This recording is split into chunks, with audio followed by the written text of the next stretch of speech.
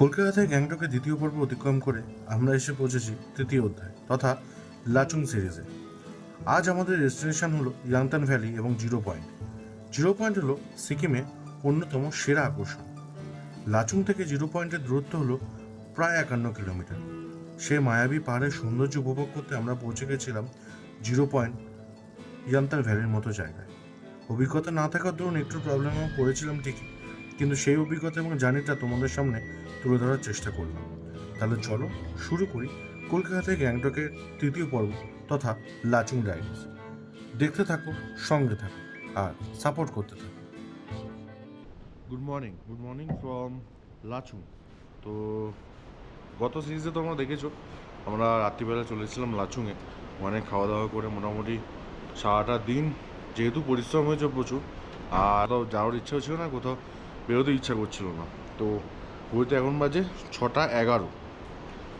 তো এখন আমরা যাব হচ্ছে ইয়ামথান, যেটা তোমাদেরকে ফার্স্ট সিরিজ থেকে বলে আসছি। গ্যাংটক আসার মেন উদ্দেশ্য হচ্ছে ইয়ামথান আর হচ্ছে জিরো পয়েন্ট যাওয়ার। তো এখন যাব আমরা ইয়ামথান ফার্স্টে, उसके बाद তারপর যাব হচ্ছে আমরা জিরো পয়েন্ট দেখতে। তা শুনেছি ওখানে বরফ আছে, কিন্তু যা জামা প্যান্ট জুতো পরে এসেছি তো মনে হচ্ছে ভিজে বওয়া হয়ে যাবে। ঠান্ডাও বেশ আছে। তোমাদের দেখিয়ে দিই জাস্ট হোটেল থেকে ভিউটা। ওই দূরে যে পাহাড়গুলো দেখছো পুরো হচ্ছে স্নো ক্যাপ, আর পিছনটাও আছে, তোমরা দেখতে পাচ্ছ কিনা গোপ্রোতে জানি না। ওই ওই একদম পিছনেরগুলো আর কি। তো বরফ ভর্তি আছে, এখন শুধু যাওয়ার পালা। গতকাল তো প্রচণ্ড বৃষ্টি হয়েছে, যার জন্য আর বেরোইনি, ভিজে গেছিলাম একটু। জ্যাকেটের ওপর জল টল পড়েছিল, কোনো রকম রাত্রিবেলা শুকিয়েছি। আর একটাই জ্যাকেট যেহেতু ক্যারি করছি, তো ওটা ভিজে গেলে তো সব কিছু শেষ। তো এই হচ্ছে রাস্তা, আমরা জাস্ট এখান থেকে এসেছিলাম, এসে এদিকে আবার যাব। তো গোপ্রোতে কতটা আসবে আমি বুঝতে পারছি না, তবে তোমায় দেখানোর চেষ্টা করছি। জাস্ট ভিউটা দেখো, সূর্যের রশ্মিটা জাস্ট পাহাড়টাকে ভেদ করে দিয়ে বেরোচ্ছে, আর সেইটাই তোমাদের দেখাচ্ছি। তো ওরা সবাই আমাদের হোটেলটা ঠিক এরকম, লাচুংয়ে যে হোটেলটা আমরা আছি। আর ওই পিছনে দেখো একটা ঝর্ণা, ওহ সেরা লাগছে। পিছনটা একদম ওই যে ওপর দিয়ে যে ঝর্ণাটা বেরোচ্ছে, সেরা লাগছে। তোমরা দেখতে পাচ্ছ কিনা জানি না, ওই দূরে এই যে এইটা। আর গাড়ি ঘোড়াও খুব জোরে চলছে এই রাস্তায়। তো আমাদের হোটেল থেকে এবার জাস্ট বেরোবো, বেরিয়ে আমাদের যে গাড়িটা আছে সামনেই একদম, এখান থেকে ওয়াকিং ডিস্টেন্স হয়তো 30 সেকেন্ড, তাও না। তো ওখানে গিয়ে আমরা ব্রেকফাস্ট করব। হ্যাঁ, এত সকালবেলা, এখন 6:11 বাজে। তো বলেছে ব্রেকফাস্টের টাইম এটাই, এখানে সবাই এই টাইমেই ব্রেকফাস্ট করে বলছে। তো ঠিক আছে, চলো ব্রেকফাস্ট করে নেবো। তারপরে দুপুরবেলা আমরা জিরো পয়েন্ট থেকে ফিরে এসে লাঞ্চ করে একদম ডিরেক্ট বেরোবো হচ্ছে গ্যাংটকের দিকে।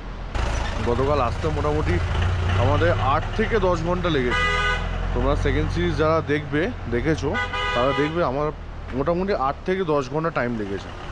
তো যাওয়ার সময় আমরা এসেছিলাম লাচুং পর্যন্ত 8 থেকে 10 ঘন্টা, কিন্তু যাওয়ার সময় আমরা ডিরেক্ট জিও ডিগ্রি থেকে যাব হচ্ছে গ্যাংটক, তার মানে টাইমটা লাগবে ওর থেকেও বেশি। তো যাই হোক, বেশি কথা বলে লাভ নেই, বেরোই। রাস্তায় কি পড়ছে না পড়ছে সেটাও তোমায় দেখাচ্ছি। তো চলো। তো সামনে দেখছি আমরা ওই চেকিং পোস্ট আছে, ওখানে দাদা মানে আমাদের যে ড্রাইভারদা আছে সে গেল, আমাদের যে ভোটার আইডি কার্ড আছে, ফটো আছে, সেগুলো নিয়ে এন্ট্রি করে তারপর আমাদের ঘুরতে দেবে। ওই যে সামনে চেক পোস্টটা, আর ডান দিকের ভিউটা ঠিক এরকম। নর্থ সিকিমে এত সুন্দর, এখানে লেখা আছে নো ফটোগ্রাফি রেস্ট্রিক্টেড এরিয়া, তবুও ছোট্ট করে একটু ভিডিও করে নিলাম তোমাদের জন্য, তোমাদেরকে যতটা পারলাম দেখালাম। ওটা গাছেরই আঠা। চলো এখান থেকে ক্রস করে নি, তারপর তোমাদের সঙ্গে কথা হচ্ছে।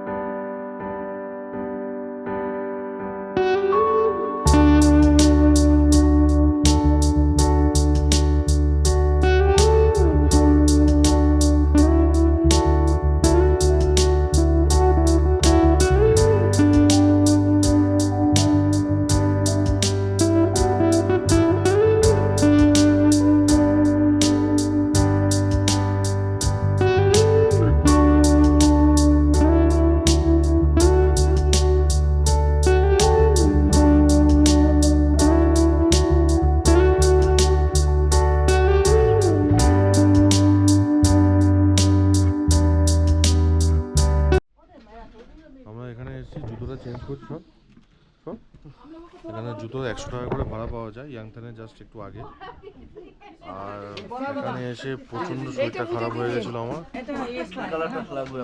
গ্যাস ওষুধ খেয়েছি, নিয়েছি, অক্সিজেন আছে সাথে, প্রচণ্ড কষ্ট হচ্ছিল। এখন তার একটু গরম জল খাওয়ার পর মোটামুটি ঠিকঠাক লাগছে।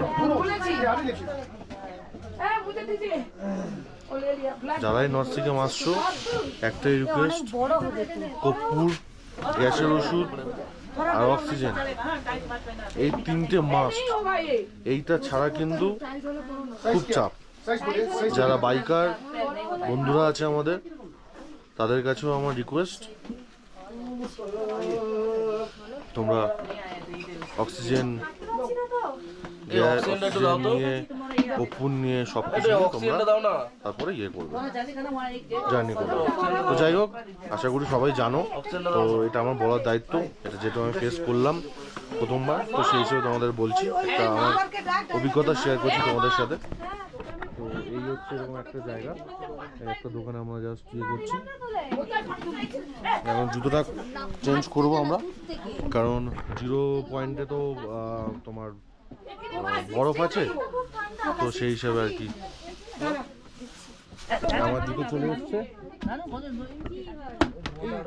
এই জলটা 0 পয়েন্টের অত্যাধিক ঠান্ডা এবং গাছপালা না থাকায় অক্সিজেনের প্রবলেম বেশ হচ্ছিল। আমরা ছিলাম 15,300 ফুট ওপরে। অক্সিজেন ক্যান এবং কর্পূরকে কাছে রেখে ওই জায়গায় ঘুরে বেড়াচ্ছিলাম। আমার সঙ্গে অনেকেই গেছিল, কিন্তু অনেকে গাড়ি থেকে বেরোয়নি, কারণ কেন প্রবলেমটা সবারই হচ্ছিল কম বেশি।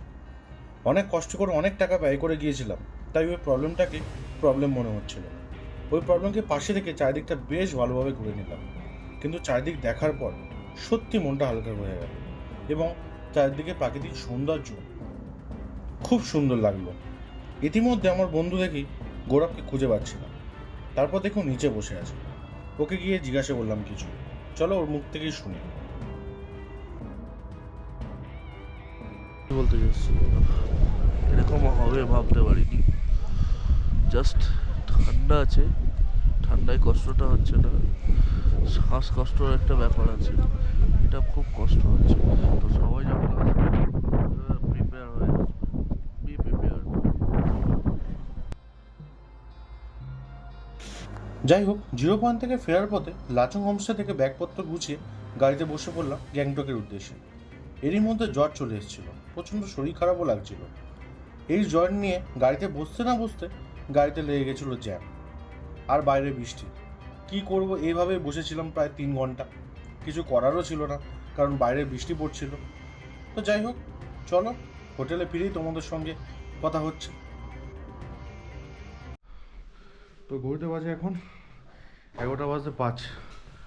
আমরা এসেছি গ্যাংটকে লাচুং থেকে সকালবেলা 0 পয়েন্ট ঘুরে 2:30টার সময় আমরা বেরোই। তো তাই রাস্তায় 3 ঘন্টা ধরে জ্যামে আটকেছিলাম, আর ইচ্ছা করছিল না, পায়ে ব্যথা, মানে আর কি বলবো, কিছু বলার নেই। যাই হোক, রাত্রিবেলা আজকে মেনু হচ্ছে ডাল, ঝুরি আলু ভাজা, সরু চালের ভাত আর চিকেন, পাতলা করে চিকেনের ঝোল। তো আর আমরা যে গ্যাংটকে যে হোটেলটায় ছিলাম এসে প্রথম দিন, সেই হোটেলটাতেই আছে, নতুন করে দেখানোর কিছু নেই, এই আর কি। তো যাই হোক, ভিডিওটা আর লং করছি না, এখান থেকে ভিডিওটা শেষ করছি। আর যদি ভালো লেগে থাকে ভিডিওটি, তাহলে অবশ্যই লাইক করো, বন্ধুদের সঙ্গে শেয়ার করে দিও, সাবস্ক্রাইব অবশ্যই করে দিও। আর কলকাতা টু গ্যাংটকের সিরিজের 3য় অধ্যায় শেষ, লাস্ট 4র্থ অধ্যায়। কাল আমরা সকালবেলা বেরোবো, কোথায় যাবো না যাবো সেটা দেখার জন্য অবশ্যই দেখতে থাকো কলকাতা টু গ্যাংটক সিরিজের 4র্থ অধ্যায়।